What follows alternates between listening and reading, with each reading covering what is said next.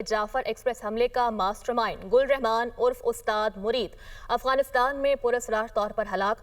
ज़राए के मुताबिक भारतीय मीडिया और सोशल मीडिया के मुताबिक फितनाल हिंदुस्तान का दहशतगर्द अफगानिस्तान के सूबे हलमंद में 17 सितंबर 2025 को हलाक हुआ। दहशतगर्द गुल रहमान फितनाल हिंदुस्तान मजीद ब्रिगेड का ट्रेनर और ऑपरेशनल कमांडर था। दहशतगर्द गुल रहमान पाकिस्तानी कम्युनिटी फोर्सेस, चीनी शहरियों, मासूम शहरियों और मुख्तलिफ इदारों पर हमलों में भी मुलव्वस था।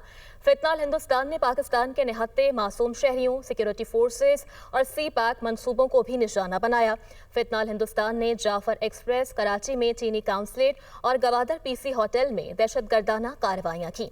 फितनाल हिंदुस्तान ने खुजदार स्कूल बस धमाका, कराची में इंस्टीट्यूट खुदकुश धमाका, जबकि पाकिस्तान स्टॉक एक्सचेंज हमला, कोयटा रेलवे स्टेशन पर दहशतगर्दाना कार्रवाइयां की।